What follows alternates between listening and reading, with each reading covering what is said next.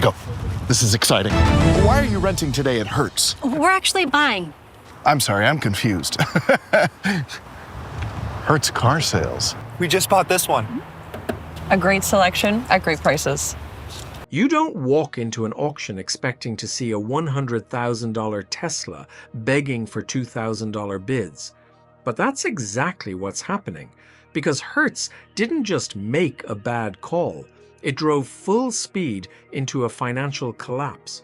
Hertz just torched its future trying to flex as an EV powerhouse. Unfortunately, Empire crumbled overnight, and now the world's watching them dump luxury cars like clearance furniture. This isn't a correction. It's a corporate disaster unraveling in public. If 100K cars are being dumped for 2K, just how deep does Hertz's collapse really go? We now have an option through Hertz where I can offer you a rental car service at a discounted rate than if you went over there and just rented the car yourself. To be real, everyone thought Hertz was about to pull off the greatest comeback of the decade. Back in 2021, Hertz was clawing its way out of bankruptcy and desperate for a headline that could erase the chaos it had just survived. It didn't just need a recovery plan, it needed a reinvention. That's when the company made a high-stakes decision: go all in on electric vehicles. Hertz committed to buying 100,000 Teslas in a move that instantly grabbed global attention. This wasn't just a fleet upgrade, it was a full rebrand. And on the surface, it looked like a masterstroke. With Tom Brady fronting ad campaigns, the media hailed the strategy as revolutionary. Wall Street responded with enthusiasm. Suddenly, a company known for airport counters and aging sedans was being talked about like a tech startup. Everyone was convinced Hertz had cracked the code. But while the world was celebrating, serious problems were already building behind the scenes.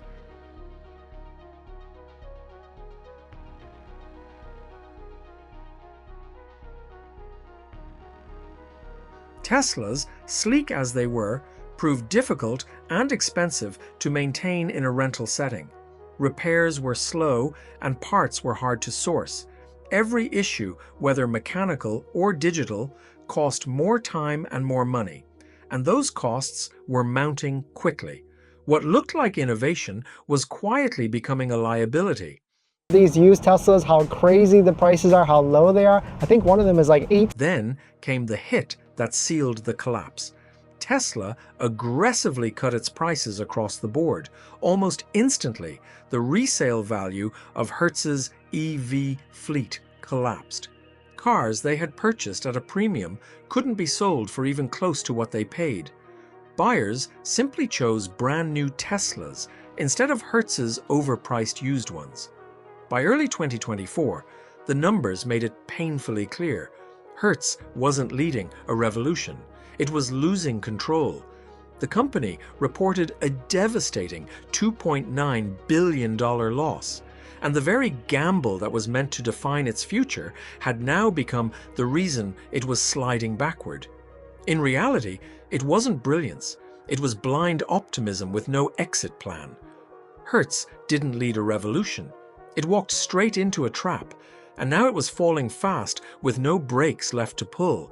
But if you thought the losses stopped there, think again. Because what came next wasn't just damage control, it was financial freefall. That trap Hertz fell into? It didn't just leave a dent, it tore through the entire foundation. Once the resale value collapsed and the EV fleet turned toxic, the numbers began spiraling out of control. And what followed wasn't just a setback. It was a financial unraveling at full speed. Every Tesla in the fleet was draining cash faster than anyone had planned. On average, $537 per month per car vanished from Hertz's bottom line. That's triple the loss they expected, multiplied across thousands of vehicles. What looked like a bold leap into the future had quietly become a black hole eating into every quarter. Then, the real damage hit. By the third quarter of 2024, Hertz posted a jaw-dropping $1 billion EBITDA loss. Just in depreciation alone, they lost $588 million, and total impairments climbed to $1.55 billion. These weren't accounting hiccups, they were alarm bells. Investors backed away. The stock tanked, dropping as much as 60 to 80%, and the company's already massive debt became an anchor, dragging it even further down. They cost way more to repair, and being rental vehicles, they're in accidents way more frequently. The other big reason that was the shocking one was how much depreciation they're losing on EVs, and the CEO basically blamed Tesla for this. And the worst part? There was no quick fix. Resale markets weren't recovering, EV values kept sliding, and Hertz was locked into lease obligations it couldn't escape. Revenue fell short, expenses surged, and every failed sale deepened the hole. The whispers of bankruptcy that once seemed impossible, they were now echoing across boardrooms and news headlines. Because this wasn't a rough patch. It was a full-scale financial breakdown caused by a gamble that had no safety net. So, with cash vanishing, debt rising, and confidence shattered, what do you do when there's nothing left to save? You start selling everything fast. And that's exactly what Hertz did. In one of the most aggressive fire sales the industry has ever seen, Hertz began dumping its EV fleet at scale between 20,000 to 30,000 cars through online listings, private dealers, and public auctions. Unluckily, he did this for survival. Luxury vehicles that once sat proudly on the Hertz lot, 100,000 Teslas, BMWs, Range Rovers, were now showing up at auctions with price tags that looked like typos. Some listed at $20,000, then dropped to $10,000, and in some cases, even under $2,000. These weren't rumors. Dealers and buyers started posting real receipts, and jaws dropped. From the outside, it looked like a gold rush. Buyers swarmed in. Online bidding platforms exploded with activity. Resellers, first-timers, even TikTok influencers rushed in, hoping to score what seemed like the ultimate deal. But underneath the frenzy was a much darker truth. Many of these cars had extremely high mileage, battery degradation, or accident histories. Others came with no warranties, limited support, or software issues that could cost thousands to fix. What Hertz saw as dead weight, buyers were taking on as ticking time bombs. And when there's no safety net, all that's left is the fall. Yet, none of it slowed the cleanout. The company was moving vehicles as fast as it could, not for profit, but for oxygen. It needed liquidity, and fast. Every sold car bought a little more time. But even as thousands of vehicles left their lots, the losses weren't stopping. They were just being delayed. Because this wasn't a clearance sale. It was corporate triage, and Hertz was running out of bandages. Hertz's liquidation wasn't just about dumping cars. It exposed a deeper fault line running through the electric vehicle market. What started as one company's crisis quickly became a wake-up call for an entire industry.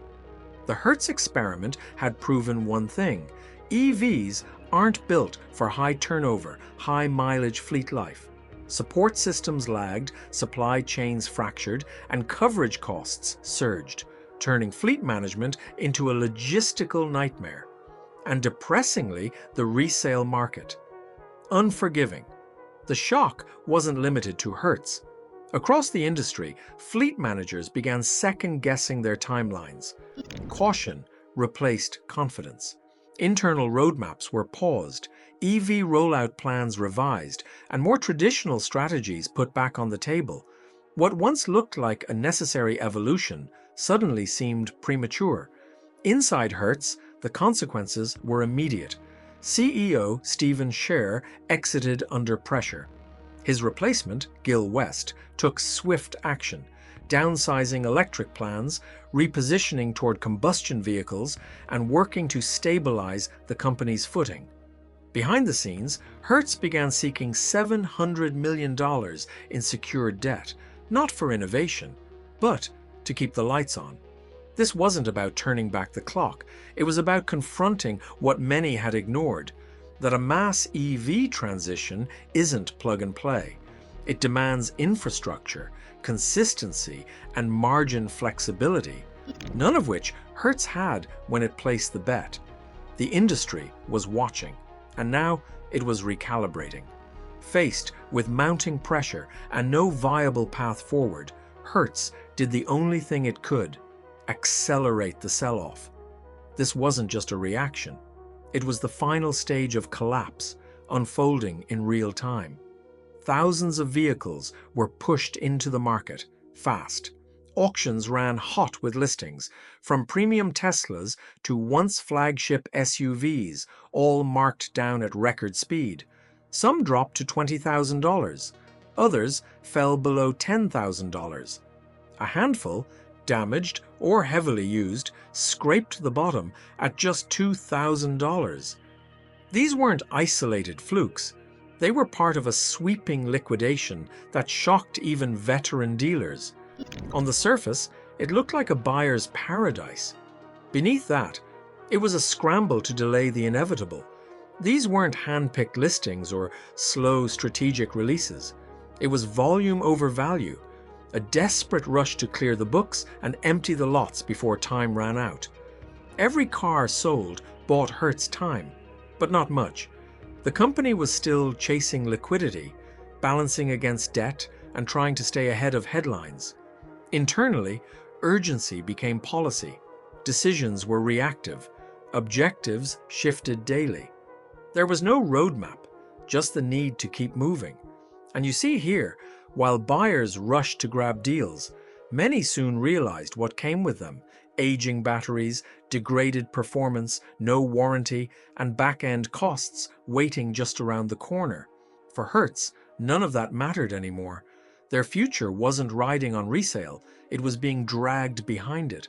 Hertz is no longer restructuring or realigning, it's breaking apart under the weight of its own ambition.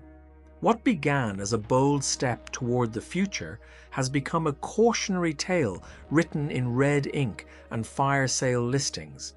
The Teslas, once celebrated as the crown jewel of a new era, are now being handed off at a fraction of their value, not as milestones, but as reminders of how fast things can fall apart. This isn't just about business strategy. It's about what happens when vision outruns preparation, when headlines matter more than fundamentals. Hertz didn't just miscalculate, it overreached. And now, one of the most recognized names in travel is being stripped down and sold off, piece by piece, by people who are just trying to keep the doors open. The buyers may be rushing in for deals, but they're walking through the remains of something much bigger. Hertz is falling apart. And behind every $2,000 car is a story of risk, failure, and a future that came too fast and cost too much. And the scariest part, this could happen again, anywhere, to anyone. So the next time you see a luxury car going for scraps, don't just look at the price. Look at what it cost to get there. Because that discount didn't come from strategy. Honestly, it came from collapse. If you're ready for the stories they don't want you to notice, hit subscribe. What comes next will hit even harder.